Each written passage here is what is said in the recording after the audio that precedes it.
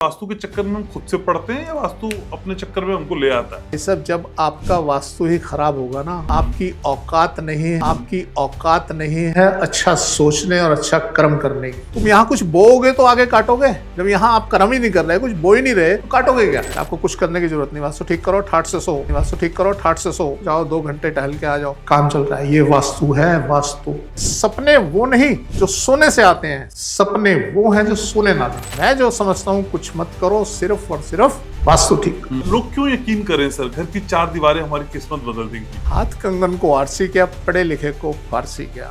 जो हम बताते हैं या तो मत करो या करो। वास्तु का सबसे बड़ा दुश्मन क्या आपको दिखाई देता है? गलत सोच, गलत दिशा या फिर गलत सलाह देने वाले? अगर आपके पास नॉलेज गलत है तो आप आज भी खत्म है तो कल भी खत्म। यही खराब वास्तु हमारे रिश्तों पर भी असर डालेगा? अगर आपका वास्तु खराब है, सबसे पहले अटैक आपके दिमाग पे आएगा, फिर पूरी बॉडी पे आएगा। जिस घर के अंदर जिनका वास्तु खराब होगा ना, वो चिल्ला चिल्ला के बात करेंगे, और जिनका वास्तु ठीक होगा वो बड़े सॉफ्ट स्पोकन होंगे। माता पिता के घर का खराब वास्तु उनके बच्चों पे किस तरह से असर डालता है? औलाद दुनिया के किसी भी कोने में रहेगी और आप कहीं और रहेंगे, और आपका वास्तु खराब है, आपकी औलाद के 20 से 30 नंबर कट गए। आपकी औलाद के 20 से 30 नंबर कट गए। लेकिन सर, किसी के घर का मुख्य दरवाजा बहुत शोर वाली सड़क की तरफ है, तो ये उसके वास्तु पर असर डालेगा? वो चिड़चिड़ा भी होगा, वो अपसेट भी होगा, आपकी सुनेगा भी नहीं, आपकी मानेगा भी नहीं, हो सकता है आपको भला बुरा भी कह दे। शंख की ध्वनि, घंटी की ध्वनि, आरती की ध्वनि, इस तरह की साउंड्स का घर में हमको इस्तेमाल करना चाहिए। तो शोर और ध्वनि में, साउंड में फर्क है। आप शोर से बचें। जो मेन गेट हो वो लोहे का हो, स्टील का हो या लकड़ी का हो? अगर आपके साउथ में एंट्री है तो वहां आप लोहे का लगा सकते हैं। लोग बहुत शिकायत करते हैं कई बार कि हमको नींद नहीं आती। नींद आती भी है तो 12 बजे खुल जाती है, फिर हम सोते हैं तो 3 बजे खुल जाती है। जब आप हाई एनर्जी जोन के अंदर अपना सर रखेंगे तो आपकी थोड़ी सी परेशानियां बढ़ेंगी। कुछ दिन आपको नींद नहीं आएगी।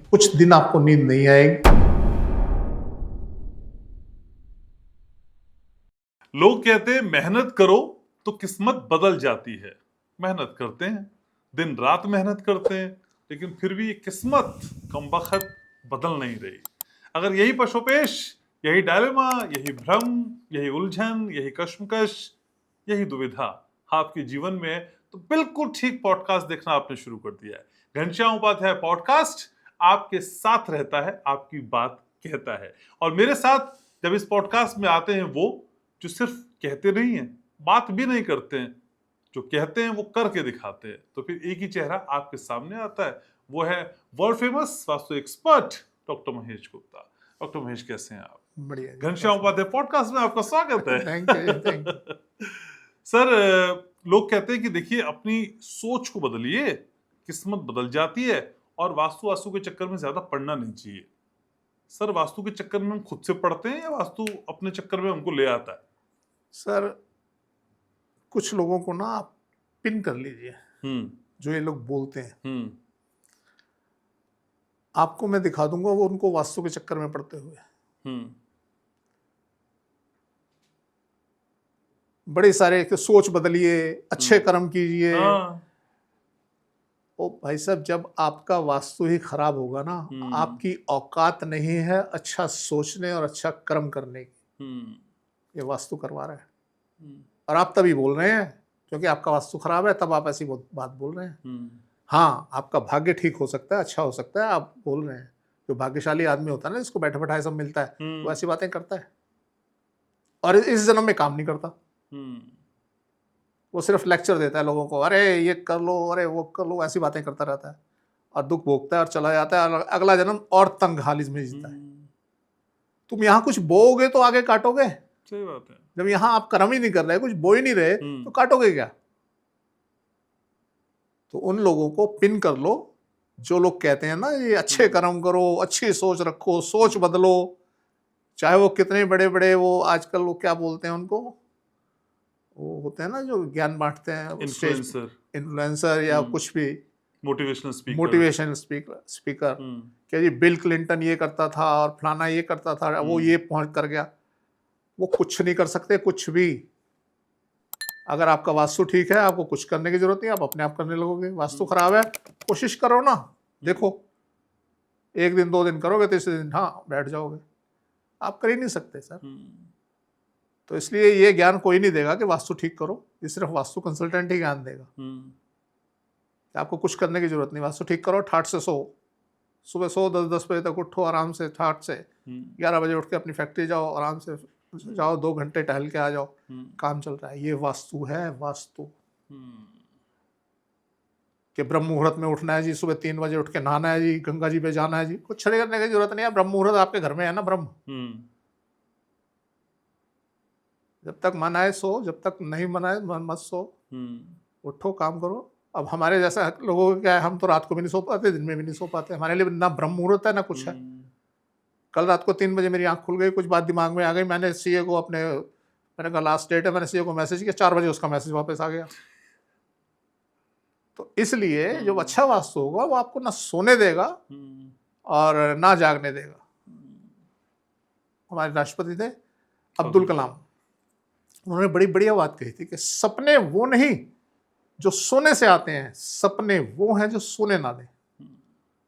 तो आज वही हालत में देख रहा हूँ अपनी, कि ऐसे ऐसे ख्वाब लेके मैं आगे चल रहा हूँ कि नींद नहीं आती, और डॉक्टर एक ही कंप्लेन करते हैं जी, सो कैसे सोएं, समझ नहीं आती। कभी नींद की गोली देते हैं, कभी कुछ करते हैं, कभी कुछ करते हैं, नहीं समझ आती, सोना नहीं मिलता। तो इसलिए मैं जो समझता हूँ, कुछ मत करो, सिर्फ और सिर्फ वास्तु ठीक करो। आपने वो कर लिया, आपने दुनिया जीत ली, करती रहे दुनिया जो मर्जी, फिर आपको कुछ करने की जरूरत नहीं। सही बात है। आपकी आंख जब 3 बजे खुलती है तो आपने सीए को मैसेज करते हैं, लेकिन मेरी जब आंख खुलती है तो मैं आपको मैसेज करता हूँ और सवाल भेजता हूँ और कहता हूँ सर कमल का फूल भेज दीजिए। ये कमल का फूल वाला रहस्य आप मुझे कमेंट में करेंगे तो बताऊंगा मैं आपको। अपनी कोई भी इच्छा हो, बस आपसे कमल का फूल मंगवा लीजिए। और मैंने तो इस साल आपसे 12 के एडवांस में ले लिए कमल। बिल्कुल। अगले साल तक का कोटा मेरे पास है। लेकिन सर फिर भी लोग क्यों यकीन करें सर, घर की 4 दीवारें हमारी किस्मत बदल देंगी? सर प्रूफ चाहिए होता है ना लोगों को, कह देने भर से काम चलता नहीं है। हाथ कंगन को आरसी क्या, पढ़े लिखे को फारसी क्या। जो हम बताते हैं या तो मत करो या करो, प्रूफ मिल जाएगा। जो भी हमने बताया है आप मत करो। अगर आपके यहाँ ऐसा है, हमने कुछ भी कहा आपको, हमने कहा जी नॉर्थ ओपन होना चाहिए, आप कहते हैं अच्छा मैं देखता हूँ, नॉर्थ बंद कर दो, प्रूफ मिल गया। हमने कहा जी साउथ बंद कर दो, आपने कहा अच्छा मैं देखता हूँ क्या होता है साउथ में, खोल दो सारे, आप खोल दो, प्रूफ मिल जाएगा। तो हाथ कंगन को आरसी क्या और पढ़े लिखे को फारसी क्या, आप अपनाओ, करो और देखो। कुछ नहीं, हम कोई छोटी सी टिप बताते हैं, ये सामान यहाँ नहीं यहाँ रख दो, आपको पता चल जाएगा। सर ऐसी बहुत सी चीजें, हमारी सारी दिनचर्या जो है वो वास्तु के ऊपर निर्भर है। आप करो ना कोई उल्टा पुल्टा काम, आपको समझ आएगी। वास्तु तो ऐसे ही है, आपने जाना है बॉम्बे और गाड़ी डाल दिया आपने पंजाब के ट्रैक पे, तो ये तो वही चीज़ है। आपको जब पंजाब पहुंच जाओगे ना तब पता चलेगा ओहो ये बॉम्बे है जी, नहीं भैया ये तो पंजाब है, तब समझ आएगी। तो इसलिए यहाँ कोई प्रूफ मांगने की जरूरत नहीं है, आप अपने प्रूफ हो, आप देखो समझो और करो। लेकिन सर अगर सिर्फ 60 सेकंड का समय हो, करोड़ों का घर हो और आपको कहा जाए भाई इस घर को देख के बता दो ये हमारे लिए वरदान है, अभिशाप, ऐसी स्थिति में आप सबसे पहले घर का क्या चेक करेंगे? वैसे तो सर बहुत सारी चीजें देखनी होती हैं, 7 सेकंड वाली बात नहीं होती। 7 सेकंड में तो हम कुछ भी नहीं, बीत गए 7 सेकंड में, तो आप सवाल पूछ ही पाए, इतनी देर में कुछ भी नहीं बताया जा सकता। हाँ हमें टाइम लगेगा, कम से कम अगर जितना बड़ा घर है, छोटा घर है 1 कमरा है तो शायद 10 मिनट में बता देंगे, उससे बड़ा घर है 2 कमरे 3 कमरे 4 कमरे हैं तो 15-20 मिनट, उससे बड़ा घर है तो आधा घंटा, उससे बड़ा घर है तो 1 घंटा टाइम लगेगा उसके हिसाब से। लेकिन सबसे पहले आप क्या चेक करते हैं, मैं ये जानना चाहता हूँ। ऐसा कुछ नहीं होता कि इसमें पहले और बाद में, बाकी एंट्रेंस तो हमें पता लग ही जाती है, जब हम एंट्री कर रहे हैं तो एंट्रेंस तो पता चल ही जाती है। उसके बाद फिर 4 चीज़ें होती हैं हमारे पास, लैंड स्ट्रक्चर, इंटरनल सेटिंग और सराउंडिंग्स, सारी चीज़ें चेक करनी होती हैं। तो ऐसा कुछ नहीं होता कि हम 7 सेकंड 5 सेकंड में कुछ बता सकें, जब तक हम पूरी थॉरली उसको चेक नहीं कर लेंगे हम बता नहीं पाएंगे। तो उसमें कुछ भी आपके घर के हिसाब से टाइम लग सकता है, वो कितना बड़ा है। लेकिन सर वास्तु का सबसे बड़ा दुश्मन क्या आपको दिखाई देता है? गलत सोच, गलत दिशा या फिर गलत सलाह देने वाले? सर मैं तो ये समझूंगा गलत सलाह देने वाले, क्योंकि सोच आपकी वास्तु बना रहा है, आपकी दिशा आपकी वास्तु बना रहा है। हाँ, आपको नॉलेज कितनी है और कौन दे रहा है और कैसे दे रहा है वो मैटर करती है। अगर आपके पास नॉलेज गलत है तो आप आज भी खत्म है, कल भी खत्म। ठीक है। लेकिन सर वास्तु की जब हम बात करते हैं तो कई एलिमेंट्स पे आप लगातार बात करते रहे हैं, लेकिन सर वास्तु में साउंड की एक्सिस्टेंस क्या है? साउंड यानी ध्वनि कितना प्रासंगिक है किसी भी अच्छे वास्तु के लिए? बहुत मैटर करती है सर। मैंने जैसा आपको बताया था कि इसमें अंदर हमारी जो आकाश तत्व है वो इसको फॉलो करता है, और अगर आकाश तत्व आपके घर में ठीक है, हमारी आवाज़ गूंजती है जहाँ खुला हॉल होता है। अब जैसे स्टूडियो भी है, इनमें अगर हम इसकी आवाज़ को काउंटर करने की व्यवस्था ना करें तो ये आवाज़ गूंजेगी, क्योंकि यहाँ आकाश तत्व ज़्यादा है। तो इसी तरीके से आपकी साउंड, आपके आसपास की नॉइज़, आपके शोर, आपके मधुर संगीत, ये सब चीज़ें हमारे ऊपर असर डालती हैं। आपके कुछ साउंड ऐसी हैं आपके रोंगटे खड़े हो जाते हैं सुन के। हाँ। कुछ साउंड ऐसी होती हैं आप बिल्कुल डाउन हो जाते हो। कुछ साउंड अच्छी लगती हैं, कुछ साउंड बुरी लगती हैं। तो इसका बड़ा महत्व है और वास्तु का एक पार्ट है ये। तो आपके घर में किस तरीके की साउंड है, उससे झगड़े हो रहे हैं, क्लेश हो रहे हैं, क्या हो रहे हैं, इस पर निर्भर करता है। लेकिन सर पंच तत्व की आप बात करते हैं वास्तु में, तो जो साउंड है पंच तत्व में से किस तत्व के साथ अटैच की जा सकती है या अटैच होती है? आकाश तत्व के साथ इसका बड़ा गहरा संबंध है। अगर वो तत्व नहीं होगा तो आप साउंड सुन नहीं सकते, आवाज कैरी नहीं कर सकती, आपको पता भी नहीं चलेगा। अच्छा। अभी देखिए, जो आकाश अगर हम बात करें तो हमारे पास है, सिर्फ जो हमारा वातावरण है पृथ्वी का, उसमें आकाश हमारे पास है, और हमारी साउंड जो है इधर उधर होती है। हमें बादल गरजते हैं, साउंड सुनाई देती है। अगर हम चले जाते हैं अंतरिक्ष में, वहाँ आकाश नहीं है, खुलापन तो है पर वहाँ साउंड कैरी नहीं करती। तो हमारा जो एक ये आकाश बन गया है, इसकी वजह से हमें ध्वनि सुनाई देती है।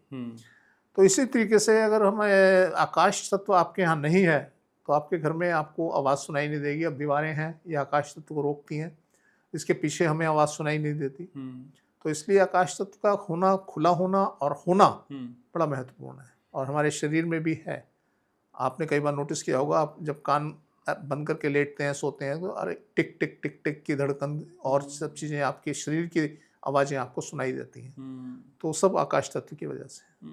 लेकिन सर यही साउंड खराब वास्तु में हमारे दिमाग पे पहले असर डालेगी या हमारे शरीर पर असर डालेगी?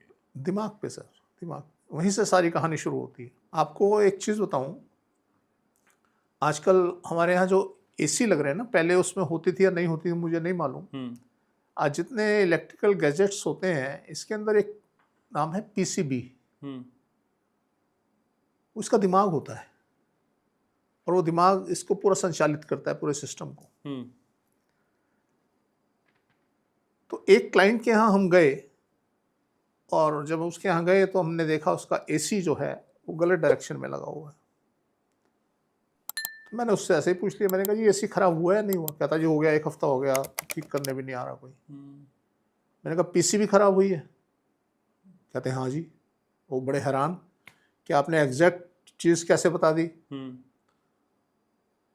तो यहाँ क्या होता है, जब कुछ भी हमारे साथ अगर वास्तु हमारा खराब होता है तो सबसे पहला अटैक हमारे दिमाग पे जाता है। ओके।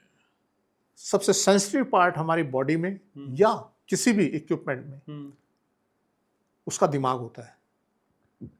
तो जो पीसीबी है वो बड़ी सेंसिटिव होती है, और वो कुछ इलेक्ट्रॉनिक उसके अंदर उपकरण होते हैं, उनको सेंसर वगैरह होते हैं, वो लगा के उसको बनाया जाता है। अब वो खराब हो जाती है। तो इसी तरीके से अगर हमारा वास्तु कहीं खराब होता है तो हमारा सबसे पहले दिमाग खराब होता है। हमारे दिमाग से वाइब्रेशंस निकलती हैं, हमारी बॉडी में जाती हैं, फिर दूसरे आदमी के पास, तीसरे आदमी के पास, और पता चलता है सब नेगेटिव होना शुरू हो गया। हमारी बॉडी में जाएंगी, हमारी बॉडी से ऐसे केमिकल्स हमारी दिमाग से निकलेंगे, वो बीमारियां उत्पन्न कर देंगे। तो इस तरीके से ओवरऑल जो है कहानी शुरू दिमाग से ही होती है। अगर आपका वास्तु खराब है, सबसे पहले अटैक आपके दिमाग पे आएगा, फिर पूरी बॉडी पे आएगा। जी। ठीक है, लेकिन सर यही खराब वास्तु जो साउंड की वजह से हो रहा है, हमारे रिश्तों पर भी असर डालेगा? बिल्कुल सर, मैंने बताया कि जब हमारा दिमाग ही काम नहीं कर रहा, दिमाग रहे रस नहीं है, आप घर में घुसे और घुसते ही आप हाइपर होने शुरू हो गए और मिसिस को, बच्चों को, सबके साथ आपने तंग हाली से तंग दिमागी शुरू कर दी, तो ये सारा वास्तु दोष है। और साउंड जो आपके यहाँ है, आप चीखने चिल्लाने की आवाज़ें ज़्यादा आएंगी और उससे और नेगेटिव से और नेगेटिव, नेगेटिव से और नेगेटिव, तो इस तरीके की स्थिति बन जाएगी। तो आप नोटिस करेंगे जिस घर के अंदर जिनका वास्तु खराब होगा ना, वो चिल्ला चिल्ला के बात करेंगे, और जिनका वास्तु ठीक होगा वो बड़े सॉफ्ट स्पोकन होंगे। तो ये साउंड जो है बड़ा महत्वपूर्ण पार्ट है वास्तु के लिए, और ये काम करता है। आप बेल भी लगाते हैं, एक बेल बजती है डिंग, एक बेल बजती टिंग टंग टिंग टंग, तो वो सुकून देती है आपको। आपके जितने लोग घर के जितने मेंबर हैं, उनके काम करने की क्षमता बढ़ती है, उनका दिमाग सेंटर में रहता है, और वो एक दूसरे के साथ उनका बिहेवियर अच्छा रहता है। ठीक है, तो इसलिए साउंड का अपना बड़ा महत्व है। लेकिन ये डिंग डोंग वाली बात आपने कही थी सर, कई लोग की घर की बेल में मंत्र भी होते हैं, तो क्या मंत्र वाली बेल लगानी चाहिए? देखिए, कोई भी चीज ना आपके ऊपर हावी ना हो, आपको पता भी नहीं चलता। जब आप मंत्र लगाते हैं ना, एक तो सबसे पहले उसका मतलब ही नहीं पता होता। आपने मंत्र लगाया, एग्री, आपको कितने मंत्रों का मतलब पता है? सही बात है। अभी गायत्री मंत्र ले लो, उसमें क्या है? उसमें सिर्फ ये कहा गया है मेरे आसपास का एरिया सुगंधित हो, और मैं इसको इस तरीके से मेरे आसपास का माहौल ऐसा हो जाए, बस। हमें मतलब ही नहीं पता, हम लगे हुए हैं लकीर की फकीर की तरह, अपने जो उसको सुने जा रहे हैं। तो हमने कई जगह पे मंत्र बंद कराए, हमने कई जगह पे गुरबानी बंद कराई कि इसको ज़्यादा आप लोग ना सुने। गुरबानी तो चलो फिर भी समझ आती है, हिंदी में होती है, और मंत्र तो हमारे संस्कृत में होते हैं। पर किसी भी चीज़ की अति, किसी भी चीज़ की बुरी होती है। आपको अगर मान लीजिए अमृत मिल जाए और बहुत तादाद में मिल जाए, वो भी गलत है, वो भी बुरा है। एक आपने दोहा सुना होगा, हमने तो बचपन में हम पढ़ते थे, तो सेकंड क्लास में थे जब, तो उसमें एक लाइन आती थी कि मलेगिरी की भीलनी चंदन देत जलाए। मलेगिरी पर्वत पे चंदन के पेड़ लगते हैं। भीलनी वहां पे रहने वाली जो भील लोग होते हैं, जो जंगली लोग होते हैं, वो भीलनी, वो क्या करती है, चंदन की लकड़ी तोड़ती है, उसमें खाना बना रही है। तो हमारे लिए तो वैल्यूएबल है, उसको तो कोई ऐसा नहीं पड़ रहा ना, उसके लिए लकड़ी है। तो किसी भी चीज की अति बुरी होती है, चाहे वो पानी हो, चाहे वो कुछ भी हो, चाहे वो शराब हो। अब पानी के लिए लोग कहते हैं जी, कोई कहता है 3 गिलास पियो, कोई कहता है 4 गिलास पियो, कोई कहता है 1.5 गिलास पियो, कोई कहता है सुबह सुबह उठ के जग भर के पानी पियो। यार जितनी जरूरत है उतने पियो ना। आपको आपका शरीर बताएगा ना, मेरे को प्यास लगी है, आप पानी पियो। आप अननेसेसरी उसको अपने ऊपर थोप क्यों रहे हो? तो किसी भी चीज को हम जब अपने ऊपर थोप लेते हैं, तो मानसिक रूप से हम विषक्त हो जाते हैं, बीमार हो जाते हैं, और हम फिर उल्टी पुल्टी हरकतें करने लगते हैं। कोई भी आदमी आपसे बात करेगा, आप इरिटेट हो जाएंगे, बड़ी जल्दी इरिटेट हो जाएंगे। तो इसलिए आपको किसी भी चीज़ की अति बुरी होती है, उसका ख्याल रखना चाहिए। और कोई भी साउंड वेव जो है, हमारी एक क्षमता है सुनने की, आप उस तक रहें। आपने नोटिस किया होगा आजकल जो बड़े बड़े ये बच्चे अब आ गए हैं, बड़े बड़े स्पीकर्स लगा के और उसके सामने नाचते हैं, करते हैं। एक उम्र तक चल रहे हैं ये। मैं तो उनसे बोलता हूँ, हमने तो इतनी उम्र तक हम आ भी गए, तुम कैसे आओगे? इनके जो सारे तंतु हैं ना जी, वो धीरे धीरे डैमेज हो रहे हैं। और आज किसी को, अभी आपने देखा होगा ये जो बवाल हुआ था, कॉकरोच पार्टी का, है जी, कॉकरोच पार्टी का। हाँ, आपने देखा बच्चों की बदतमीजी देखी? ये क्या माहौल है? हाँ, क्या है? आने वाला भी था सर। ये क्या है? क्या हम यही सब करने के लिए आए हैं? मान लीजिए सामने वाला बेकार है, उसको गोली मार देनी चाहिए, मार दो ना। तकलीफ वहां नहीं होती कि आपने मेरे साथ क्या किया, मुझे गाली दी ना आपने, मुझे तकलीफ नहीं। आज अगर हम अपने पीएम को माने तो वो प्रधानमंत्री है, हमारे परिवार का मुखिया है। आप उसको गाली दे रहे हैं, कुछ भी कर रहे हैं, करो। जब एक परिवार का मुखिया, बाप, उसके मन में जब ये आता है कि यार मेरे बच्चे ये क्या हरकतें कर रहे हैं, दुख इस बात का नहीं कि उसको कह रहे हो, दुख इस बात का है कि तुम्हारा व्यवहार ऐसा है, दुख इस बात का है कि मेरे बच्चों का व्यवहार ऐसा है, दुख इस बात का है कि मेरी जनता का व्यवहार ऐसा है कि ये इतने बदतमीज हैं। तो सर ये जो चीजें हैं ये उन्हीं बच्चों के अंदर हैं जो सारा दिन अय्याशी के चक्करों में पड़े रहते हैं। हाँ जी हम ढोल बजाएंगे, हम ये, आप सारे नौटंकी आपने वहां देख ली। और देखिए मजे की बात देखिए, जिसको गाली दे रहे हैं ना जी, उसने सबको एक्सपोज कर दिया, एक एक आदमी को एक्सपोज कर दिया कि तू क्या है। आराम से बैठा रहा, उसने सब कुछ होने दिया। जब लास्ट मोमेंट जब अति हो गई तब उसने इंटरफेरेंस की। उससे पहले सब एक्सपोज हो गए, चाहे वो स्टूडेंट थे, चाहे वो पॉलिटिशियंस थे, चाहे वो कोई भी थे। आज कोई बोलने लायक नहीं रहा कि मैं ये नहीं। अब माफिया मांग रहे हैं सब। आज सबकी रीलें बन के आ रही हैं, सब माफिया मांग रहे हैं। तो इसलिए इनकी सेंसेस खत्म हो जाती हैं। जब sound wave, high sound wave के अंदर ये जीते हैं, इनकी सेंसेस खत्म हो जाते हैं, सोचने समझने की शक्ति खत्म हो जाती है और ये इस तरीके की हरकतें करते हैं। पर सर इस तरह के बच्चों को जो हमारे देश के भविष्य, और हम कहते हैं भी कि हम युवा देश हैं, ये भविष्य सर हमारा ये भविष्य है। जो गालियां मैंने शायद जिंदगी में आज तक नहीं दी होंगी, वो गालियां हमारे घरों की लड़कियां दे रही हैं यार, खड़ी होकर सड़क के ऊपर। 15-15 साल की लड़की, 15-15 साल की लड़कियां। हम क्या अपना भविष्य सोचेंगे? क्या भविष्य है हमारा? हम इसमें माँ बाप को दोष दें, बच्चों को। आज के सिनेरियो में माँ बाप की तो औकात ही नहीं रही कि वो कुछ बोल दें। और कोई बड़ी बात नहीं, बच्चे माँ बाप को ही मारने लग जाते हैं। तो इसलिए ये हमारा भविष्य कहाँ जा रहा है हमें समझ नहीं आ रही, और हमें बड़ा डर भी लग रहा है, और हम बड़े इससे पीड़ित हैं, दुखी हैं इस चीज से कि हम आज किस समाज के अंदर चल रहे हैं।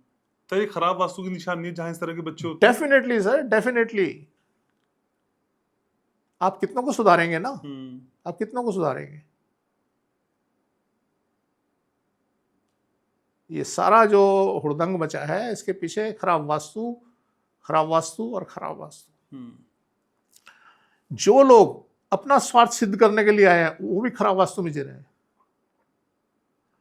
और खराब वास्तु में जी रहे थे, अपना स्वार्थ सिद्ध करना है, उल्टी पड़ी उनकी। अगर सही वास्तु होता, आज मेरे पास कोई आके मुझे कहता है ना कि गुप्ता जी ये ऐसे ऐसे कर लेंगे, ये तो भाई मुझे नहीं करना। और जब मैं खराब वास्तु में था ना, मैं भी चल देता था, टीन टप्पर उठा के चल ऐसी तैसी तेरी। तो मैंने ये बड़ा फर्क देखा है। आप अच्छे वास्तु में हैं, आप कोई खुराफात नहीं करेंगे, और आप दुनिया करेगी, आप बच जाएंगे। आप खराब वास्तु में हैं, करेगा कोई, भरेगा कोई। तो इसलिए सिर्फ एक ही मैसेज मैं देना चाहता हूं सबको कि आप अपना वास्तु सुधारिए। आप ये कहें मैं यूं कर दूंगा, मेरे वास्तु कुछ भी हो, औकात ही नहीं है तेरी, औकात नहीं है, तो कुछ कर दे, कुछ नहीं कर सकता। बिल्कुल। इस प्रोटेस्ट के दौरान सर कई लोगों ने मुझे भी कहा स्पेशली कि घनश्याम तुमको आगे आना चाहिए और एक वीडियो बनाना चाहिए। लेकिन जैसा आपने कहा कि जब खराब वास्तु होता है तो इंसान वो सारी चीजें कर देता है। यस। मैंने वीडियो नहीं बनाई क्योंकि मुझे अंदर से वो फील ही नहीं हुआ कि मुझे सरकार के खिलाफ कोई वीडियो बनानी अंदर चाहिए। प्रेरणा ही नहीं मिलेगी ना उसके लिए। आपको जब आपका वास्तु धकेलेगा ना, जा बुरे काम कर, आप तभी करोगे।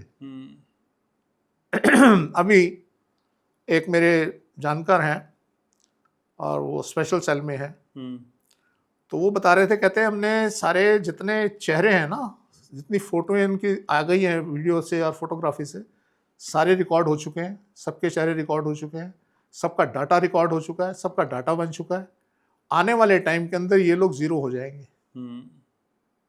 कहता है इनका रिकॉर्ड जो है सारी गवर्नमेंट के रिकॉर्ड्स में सब जगह चढ़ जाएगा और ये कुछ नहीं कर पाएंगे जीवन में। यार तुम किससे लड़ने जा रहे हो? किससे लड़ने जा रहे हो तुम? और किस तरह से लड़ रहे हो? किस तरह से लड़ने जा रहे हो?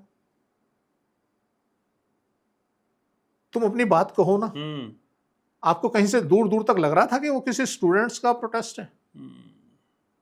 वो तो हमें इनका पॉलिटिकल पार्टियों का लग रहा था। वहां सब पॉलिटिशियंस पहुंच रहे हैं। पर सर इस तरह की अभद्र भाषा तो कोई पॉलिटिकल दल भी नहीं करता है जो उन बच्चों ने की।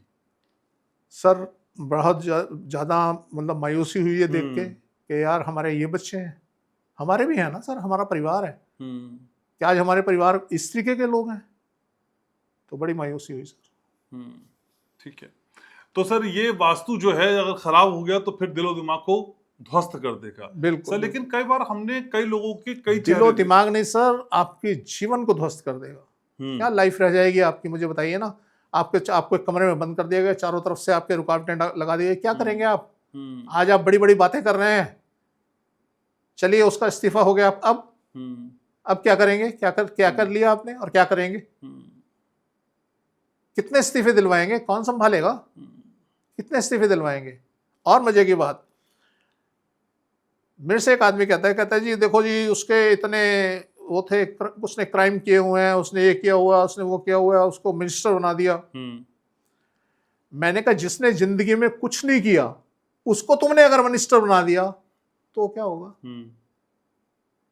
अरे जिसने कुछ किया है उसको नुकसान फायदे उसको पता है, वही तो कुछ कर पाएगा। आपने एक ऐसे आदमी को, मैं नाम नहीं लूंगा, मैं जानता हूं एक मिनिस्टर जिसने जिंदगी में कुछ नहीं किया, बड़ी साफ सुथरी छवि, उसको पार्टी से निकाल दिया गया क्योंकि वो कुछ करता ही नहीं था। उसको पैसा मिलता था खर्चा करने के लिए, वो पैसा एज इट इज पड़ा रहता था अकाउंट में। और जिसने कुछ जीवन में किया है वही कुछ कर पाएगा। जिसको पता है क्राइम क्या होता है, जिसको पता है क्राइम कैसे होता है, जिसको पता है क्रिमिनल कौन होते हैं, वही करेगा। तो कुछ दाग अच्छे होते हैं, कुछ दाग अच्छे होते हैं। जिसको पता ही नहीं कि जीवन में इन आउट्स क्या होते हैं, अच्छा बुरा क्या होता है, क्या करने से क्या होता है, वो क्या करेगा? वो उसी की तरह से अपना जीवन काट लेगा और अल्टीमेटली पार्टी से निकाल दिया जाएगा। पार्टी तो हमें इस्तेमाल करने के लिए बुला लेगी एक बार, के साथ साफ सुथरी छवि है। पर आज आप देखिए वही आदमी काम कर रहा है जिसने कुछ किया होता है। चाहे आप बड़े बड़े नाम लोग लेते हैं, वो यूं जी वो यूं जी, अरे तुम तो सामने आओ, कुछ काबिलियत तो लाओ, आओ करो ना। मंच तो सबके लिए है। सही बात है। तो कुछ करना जरूरी, लेकिन वो उतना भी ना करें जो अभी हमने फिलहाल जंतर मंतर पे देखा। घटियापन है सर। उतना भी ये घटियापन है। तुम यही रह गए, यही कर सकते हो, बस इससे ऊपर तुम्हारी औकात नहीं है। तुमने अपनी औकात दिखा दी। मैं आपको क्या बोला कि सब कुछ एक्सपोज करवा दिया उसने, सबको नंगा कर दिया। तू क्या है? लोग पुलिस वालों को मार रहे हैं, उनको पता ही नहीं। और वो कह रहा है जी किसी को गाली दो, जो इनका मुखिया था वो कह रहा है किसी को गाली दो, ये कोई ऑफेंस नहीं है। उसको पता ही नहीं ना, कानून ही नहीं पता, चल दिए लीडर बनने। तो इसलिए सर ये इन्होंने ये इतना बड़ा ये महापाप हुआ है, ये भुगतेंगे जीवन भर, इनकी जिंदगी खत्म। और जब एक बार दाग लग जाए ना जी तो आदमी खत्म हो जाता है। ठीक बात है। लेकिन सर जब ऐसे बददिमाग लोग हम देखते हैं तो कई बार हम इनके चेहरे पे चेहरा देखते हैं। कुछ लोग भी ऐसे देखते हैं जो घर में तो बहुत चिड़चिड़े से रहते हैं, बाहर जाते हैं तो बिल्कुल शुगर कोटेड हो जाते हैं, मृदुभाषी हो जाते हैं। सर ये चेहरे पे चेहरे जो लोग लगाते हैं, ये खराब वास्तु ही है? यस, मैंने तो आपको पहले बोला कि आपका वास्तु अगर ठीक है आपको कुछ गलत काम करने ही नहीं देगा ना। आप तभी कर रहे हैं जब आपका वास्तु खराब है। लेकिन सर एक शख्स जो बाहर बहुत प्यार से बोलता है और घर में आके चिल्लाने लग जाता है। बाहर तो उसने दिखाना है ना सर, एक्टिंग कर रहा है। तो खराब वास्तु कौन सा उस पर असर डाल रहा है, घर का या बाहर का? आपको बताऊं एक बात, जो बाहर प्यार प्यार से बोल रहे हैं ना, लोग बेवकूफ नहीं है, सब समझते हैं कि प्यार से क्यों बोल रहे हैं। और एक दिन सच्चाई जमीन फाड़ के बाहर आ जाती है। आप कितने अक्लमंद क्यों ना हो, बना लो किसी को, कितना मूर्ख बनाओगे। तो इसलिए सब बेकार की बातें हैं। वो बाहर जाके भी वैसे ही लोगों को ठग रहा है, अपने आप को अच्छा दिखा के। कुछ नहीं होगा। हाँ इतना कई बार जरूर होता है कि घर का वास्तु खराब है तो घर में आके आप और ज्यादा अग्रेसिव हो जाते हो। बाहर जाके क्योंकि पता है लोग जूते मारेंगे, अगर मैंने किसी को गाली दे दी तो थप्पड़ मारेगा। घर में आके गाली दोगे, आपको पता है कोई कुछ नहीं कहेगा। आप लिबर्टी लेते हैं। तो ये अंतर जरूर हो जाता है, बाकी इसके पीछे उनका वास्तु ही काम कर रहा है। लेकिन सर माता पिता के घर का खराब वास्तु उनके बच्चों पे किस तरह से असर डालता है? अभी एक मैं केस कर रहा हूँ ताजा ताजा, तो वो बता रही थी जी बेटा मेरा ग्रेजुएशन कर ली है, उसके बाद भी कहीं सेटल नहीं हो पा रहा। बेटी भी स्ट्रगल कर रही है। अच्छा। वो भी किसी फॉरेन कंट्री में, किसी में दूसरी कंट्री के अंदर अपनी फर्म रजिस्टर्ड कराई है, और ये सब वो भी, उसको भी सक्सेस नहीं मिल रहा। तो मैंने उनको बोला, मैंने कहा जी आप अपने घर का वास्तु सुधारिए तो उनका हो जाएगा। कहते नहीं जी उनका कुछ कर दो, मेरी कोई दिक्कत नहीं। मैंने कहा हाँ जी मैं उनका ही कर रहा हूँ, मैं आपको फिट करूँगा, वो फिट हो जाएंगे। तो मैंने फिर उनको तरीका बताया है उनके घर में उनको रहने करने का, तो देखिए क्या रिजल्ट आते हैं। बाकी होता ऐसे ही है, अगर माँ बाप अनफिट हैं, बच्चे फिट नहीं हो सकते। और अगर कोई देखता है कि मैं संघर्ष कर रहा हूँ और मेरा कुछ नहीं हो रहा, तो एक बार अपने माँ बाप को जरूर देख ले, उनकी तरफ देख ले कि क्या वो अनफिट हैं, उनका वास्तु ठीक नहीं है। अगर नहीं है, ठीक करते ही आपके अंदर जान आ जाएगी। ठीक है। लेकिन सर माँ बाप अगर किसी और घर में रहते हो और बेटा अपनी फैमिली के साथ किसी और घर में रहता हो, तो जिस घर में माँ बाप रहते हैं वहां का खराब वास्तु, मैं वही बात कर रहा हूँ सर, वही बात कर रहा हूँ। घर तो अलग अलग है, दोनों अलग होते अलग रहे, रहते हैं। होते रहे। अगर औलाद दुनिया के किसी भी कोने में रहेगी और आप कहीं और रहेंगे और आपका वास्तु खराब है, आपकी औलाद के 20 से 30 नंबर कट गए। जो मिल रहा है उसको कम मिल रहा है। आपका वास्तु फिट होते ही आपकी औलाद चल पड़ेगी। बहुत केस सर, इतने केस किए हैं पूछिए मत। इधर माँ बाप का वास्तु सुधरा, उधर औलाद का सक्सेस रेट बढ़ा। पर सर दूसरी तरफ आप ये कहते हैं ना, हम जहाँ रहते हैं हम पर वहां के वास्तु का असर होता है। माँ बाप वाले घर में तो हम रह ही रहे हैं। ना रहे, आप औलाद तो माँ बाप की है ना जी। आपके जीन्स तो वहीं से हैं, उनसे आप जुड़े हुए हो। आप अगर आप फिट नहीं हो, औलाद फिट नहीं है। एक तो असर मेरे को वहां का होना है जहां पे हम रहते हैं, सही बात है, और एक असर मेरे को वहां का होना है जहां हमारे माँ बाप रहते हैं।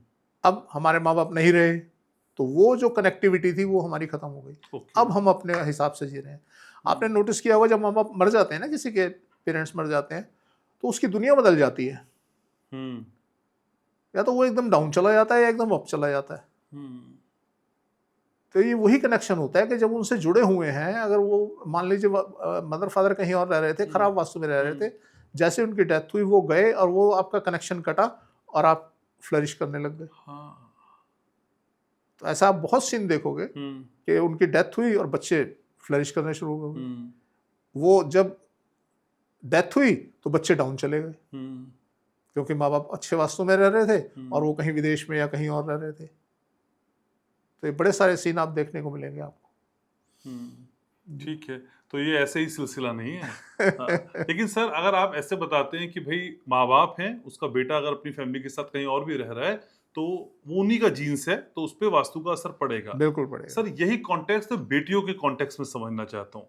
बेटी है, शादी होकर दूसरे घर आ गई, अपने पति के घर आ गई, अब भी क्या उसका जो असर है, जो उसके माँ बाप का असर है, यानी उसके मायके का वास्तु है, वो उसकी ससुराल पे डालेगा असर? यस सर, ऐसा हो ही नहीं सकता। आप छोड़े नहीं देंगे? अच्छा, ऐसा नहीं होगा सर। ऐसा मतलब अगर हम अक्सर ये काम करते हैं कि हम उनके बेटी गई अपने ससुराल में परेशान है, हम उनके माँ बाप का वास्तु देखते हैं, उनको सेट करते हैं, तो हमें कहते हैं हम जी हमने तो बेटी के लिए बुलाया है। मैंने कहा जी बेटी के लिए ही कर रहे हैं, आप अपने घर में ये बदलाव करो। एक के घर गए हम, बहुत रईस लोग, उन्होंने अपनी बेटी की एक फोटो लगा रखी थी। उनका बहुत जबरदस्त काम था। तो घर गए, बड़ा चहल पहल, बड़ी खुशहाली। तो कहते जी अभी हमने बेटी की शादी की है, ये है वो है, तो बताया उन्होंने इतना खर्चा किया फलाना। मैंने कहा जी बेटी तो आपकी सुखी नहीं है। कहते जी नहीं, इतने बड़े लोग हैं, ऐसे है बस। मैंने कहा जी एक बार बात करो। हमें भी कुछ एक जिज्ञासा हो जाती है कि यार देखें जो हम बोल रहे हैं तो उसमें कितना जान है। उन्होंने फ़ोन किया, हाँ बेटा ठीक हो, हाँ जी हाँ मम्मी बहुत बढ़िया है वो सब। मैंने कहा उसको बोलो कि कोई आदमी हमारे यहाँ बैठा है और वो ये बोल रहा है कि आपकी बेटी सुखी नहीं है, ठीक नहीं है। उन्होंने बोला उनकी मदर ने कि बेटा ऐसे ऐसे एक अंकल आए हुए हैं और वो इस तरीके की बात कर रहे हैं। वो रो पड़ी, कहती मम्मी मैं आपको कैसे बताती कि मेरे साथ क्या हो रहा है। तो जब उन्हें बताया खुद भी रोने लग गई, वो लेडी थी। खैर थोड़ी देर बात करने के बाद मैंने कहा जी अब फ़ोन काट दो। मैंने कहा अब आपकी बेटी की चिंता मेरी चिंता, अब आपको हफ्ते 10 दिन के अंदर रिपोर्ट आ जाएगी, महीने भर में, कि वो सेटल होनी शुरू हो गई। एक तो होता है क्या है, जब शादी होती है ना नई नई तो दोनों को सेटल होना होता है, लड़के को भी लड़की को। सही बात है। एक तो वो पीरियड होता ही ऐसा है। दूसरा अगर उसमें कोई ऐसी अवस्था आ जाती है कि वास्तु वहाँ पे या यहाँ पे गलत है तो थोड़ा सा उग्र रूप ले लेता है। तो हमने उनके यहाँ उनके मदर फादर की सेटिंग की, उनके कुछ फोटो वोटो लगवाई बच्चों की, सेटिंग वेटिंग की। तो 1 महीने के बाद मैंने उनसे पूछा, मैंने कहा हाँ जी, कहता जी नहीं अब खुश है और गए हुए हैं अमेरिका गए हुए हैं घूमने। तो इस तरीके से सर हमारे सामने बड़े सारे केस आते हैं, बहुत सारे केस आते हैं और हमें मतलब इतना अनुभव हो चुका है इस चीज़ का कि माँ बाप के साथ अगर आपका माँ बाप का वास्तु ठीक नहीं है, आपकी शादी हो, आप कहीं भी हो, दुनिया के किसी कोने में हो, आप फिट नहीं है। और मैं बार बार बोलता हूँ, ऑस्ट्रेलिया न्यूजीलैंड के अंदर जो बच्चे गए हुए हैं वो अपसेट हैं, 100% अपसेट हैं। आप किसी का उठा के देख लीजिए, कोई होगा कि 1-2% लोग ऐसे होंगे जो थोड़े बहुत बेटर होंगे, नहीं तो सब अपसेट हैं, कहीं ना कहीं अशांत हैं, जिनके माँ बाप इंडिया में हैं। तो इसलिए जो कॉम्बिनेशन है ये माँ बाप का कॉम्बिनेशन है। अगर माँ बाप फिट, सब कुछ फिट। माँ बाप फिट नहीं है तो कुछ भी फिट नहीं है। ठीक है, लेकिन सर हम साउंड्स की बात कर रहे थे और नॉर्थ और साउथ की डायरेक्शंस को लेकर आप अक्सर बात करते हैं, तो क्या सर दिशाओं के हिसाब से अगर साउंड इन दिशाओं से आ रही है तो शुभ या अशुभ हो सकती है? माना नॉर्थ से कोई साउंड आ रही है तो ज्यादा बेटर होगी? यस, आप नोटिस करेंगे जब नॉर्थ से कोई साउंड आएगी ना, बड़ी हल्की साउंड आएगी, और जब साउथ से साउंड आएगी ना, वो कान फाड़ने वाली साउंड आएगी, बड़ी हैवी रूड ऐसे साउंड आएगी। तो इसलिए जब भी नॉर्थ से कोई चीज़ आती है, अभी देखिए क्या होता है, हमारा जो नॉर्थ और साउथ 2 पार्ट होते हैं हमारे। आप कभी जीवन में ये ट्राई कीजिए, आपने किसी के यहाँ जाना है, आपका कोई एंटी है, कोई आपका एनिमी है, और आपने बात करने, मीटिंग करने जाना है, वो आपसे साउथ में रहता है, आप उसके साउथ में जाइए। पहले आपने मीटिंग का एक टाइम रखा, आप उसके पहले साउथ में जाइए, कुछ टाइम वहाँ स्पेंड कीजिए। अगर एक रात स्पेंड कर लें तो बेटर है, अदरवाइज कुछ टाइम स्पेंड कीजिए, खाइए पिए, कुछ थोड़ा सा टाइम वहाँ लगाइए। उसके बाद साउथ से उसके घर की तरफ जाइए, उसका बात करने का ढंग बदल चुका होगा। यही हाल हमारे साउंड वेव का होता है। जब वो साउथ से आती है वो आपके ऊपर हावी हो जाती है, और जब वो नॉर्थ से आती है तो आपके साथ बच्चों जैसा व्यवहार करती है। कोई भी चीज जब आपसे नॉर्थ से आ रही है और साउथ से आ रही है तो उसमें फर्क मिलेगा, चाहे वो एनर्जी हो, चाहे वो साउंड वेव हो। तो इसलिए आप अगर समझें तो साउंड हमारा बड़ा महत्वपूर्ण पार्ट है हमारे वास्तु का, और इस तरीके से काम करता है। लेकिन सर किसी के घर का मुख्य दरवाजा बहुत शोर वाली सड़क की तरफ है, तो ये उसके वास्तु पर असर डालेगा? बिल्कुल डालेगा। हम बार बार बोलते हैं कि आप रोड से अंदर जाके घर लीजिए, मेन रोड पे घर मत लीजिए, वो आपको विचलित रखेगा, आपका दिमाग शांत नहीं होने देगा। और देखिए दिमाग शांत ना होने के लिए ना बड़े सारे सिम्टम होते हैं। आप क्या करते हैं, आप फिर ढूंढते हैं कहीं शांति मिले, कहीं शांति मिले। आप मंदिरों में इधर उधर, बाबाओं के यहाँ कथा सुनने, कथावाचकों के यहाँ, आप इस तरीके से अपना फिर शांति ढूंढने शुरू कर देते हैं। तो ऐसे लोगों को जिनका जो घर होता है वो ऑन रोड होता है और वहाँ इतना शोर चल रहा होता है, तो उनके अंदर ये चीज़ें घर कर जाती हैं। वो फिर इस तरीके से इधर उधर से लोगों का से सहारा ढूंढते हैं। तो इसलिए ये हमारी सोच को बदल देता है, हमारे लाइफस्टाइल को बदल देता है। आप वहाँ रहिए ना, आपको ऐसा लगेगा, अगर सड़क आपसे दूर है आपको ऐसा लगेगा यार मैं टाइम ही टाइम है, मैं खाली हूँ। आप सड़क के नज़दीक हैं, आपको ऐसा लगेगा यार ये भी करना है, ये भी करना है, ये भी करना है, और टाइम नहीं मिल पा रहा। तो बड़ा सारा फर्क आ जाएगा। लेकिन सर अक्सर जो लोग या जिन घरों में रहने वाले लोग आध्यात्मिक गुरुओं के शरण में जाते हैं या प्रवचन सुनते हैं या सत्संग सुनते हैं, उनका वास्तु खराब होता है क्या? नहीं, डिपेंड करता है जी। वास्तु, कुछ का वास्तु भी खराब होता है और वो सुनते समाते कुछ है नहीं, उन्हें सिर्फ जाना है, हाजिरी लगाने जाना है।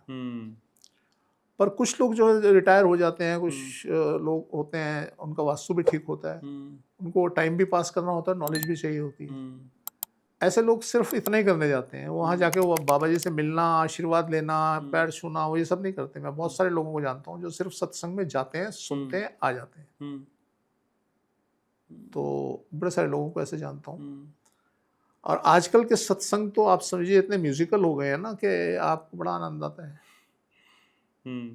तो जितने भी कथावाचक हैं तो उनके साथ एक टीम चलती है म्यूजिशियंस की, तो आपको भाव विभोर कर देंगे। वो रोने लग जाते हैं। अभी वो एक कथावाचक है, एक दूसरे कथावाचक के बारे में बोल रहे थे, ये विक्स रखती है अपने पास, अपने रुमाल पे लगा के, और जब रोना होता है तो विक्स वो रुमाल अपने आप पे चला देती है। तो बड़े इस तरीके के लोग होते हैं। बाकी ठीक है, हर आदमी अपने हिसाब से जी रहा है, जैसे उसको जो पसंद है। लेकिन सर ऐसे कौन से लोग होते हैं या ऐसे कैसे लोगों का वास्तु खराब होता है जो ज्ञान तो लेते हैं, उपदेश भी सुनते हैं और लोगों को समझाते भी हैं, लेकिन खुद इम्प्लीमेंट नहीं करते हैं? हाँ, तो पैसा मोह माया है कह देते हैं, हाँ, लेकिन खुद को भी पैसा चाहिए होता है। नहीं नहीं, बिल्कुल ये वास्तु देखिए, हमारा प्रोफेशन क्या है, हमें उस शख्स से डील करना पड़ रहा है जिसका वास्तु खराब है। और उसका वास्तु खराब होने का मैंने पहला सिम्टम क्या बताया, उसके दिमाग पे असर कर रहा है। सही बात है। वो चिड़चिड़ा भी होगा, वो अपसेट भी होगा, सही बात है। आपकी सुनेगा भी नहीं, आपकी मानेगा भी नहीं, हो सकता है आपको भला बुरा भी कह दे। तो हमें ऐसे आदमी को हैंडल करना पड़ता है।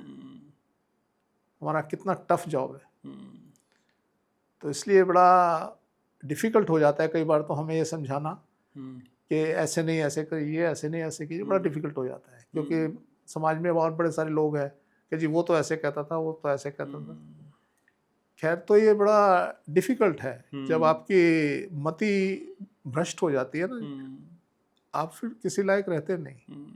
तो हमारे पास बड़े सारे ऐसे कस्टमर आते हैं जो अपने ही कहे जाते हैं, दूसरे की सुनते ही नहीं। तो हमें अल्टीमेटली फिर इग्नोर करना पड़ता है कि जब इस आदमी ने हमारी सुननी नहीं है, अपनी अपनी कहनी है, तो क्या कोई फ़ायदा नहीं इतना टाइम ख़राब करें उसका भी और अपना भी। तो हमें इग्नोर करना पड़ता है। लेकिन सर आपके पास जो आता है वो दुख में आता है। यस, और मैं बोल रहा हूँ सर, में आता है, दुख में आता है, दर्द में आता है, और वो मेंटली थोड़ा सा डिस्टर्ब होता है। और कोई तो सर इसलिए भी आता होगा कि मुझे सुन तो लो आप। हाँ, बहुत होते हैं। वो कहते हैं कि मैं अपनी कहानी सुनाऊं।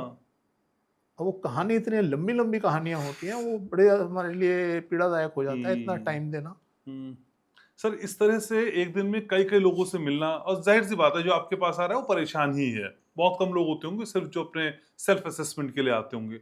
सर इतने सारे परेशान लोगों से एक दिन में मिलना, इसके रेप्रिकेशंस भी होते हैं, मतलब आपको भी कुछ झेलना पड़ता है उसके बाद, उनसे जाने के बाद? सर क्या बात कर रहे हैं, इंसान है हम। एक आदमी ने अपना, आपने तो वास्तु ठीक किया हुआ होगा ना सर? वास्तु ठीक होने से कुछ नहीं होता सर। फिर भी कुछ जो मैंने अभी हमारी साउंड पे बात चल रही थी, एक आदमी ने मुझे अपने दुख अपने साउंड से सुनाए, रोने भी लगा वो। और मजे की बात क्या है, जब हम किसी की बात सुनते हैं तो हम डीपली उसको फील करते हैं, हम तभी उसके लिए कुछ हल निकाल पाते हैं। अब जब डीपली फील करते हैं तो सर मेरे शरीर के अंदर रस बस जाती है। एक समय ऐसा था, कोई बीमार आदमी है, मान लीजिए किसी को बुखार है, और मैंने उसका हाथ पकड़ के बोल दिया कि भैया अरे ठीक हो जाएगा, जा। वो ठीक होता था, मैं बीमार पड़ जाता था। आज भी ये है। मैंने बड़े सारे लोगों को ऐसे कहा, तो मुझे धीरे धीरे पता लगा कि यार मुझे कम से कम टच नहीं करना चाहिए। मैंने अब वो बंद कर दिया, मैं हाथ भी मिलाना मैंने बंद कर दिया। तो तब से जब से मुझे पता लगा, अदरवाइज मेरे साथ ये होता था कि कोई आदमी परेशान है और मैं उसको हाथ लगा के उसे बोल दिया कि भैया तू ठीक हो जाएगा, और मैं बिस्तर पे। तो ये वाइब्रेशंस होती हैं हमारी। जो लोग बृहस्पति से प्रेरित होते हैं या प्रभाव में होते हैं बृहस्पति के, जुपिटर के, उन लोगों के साथ ऐसा होता है।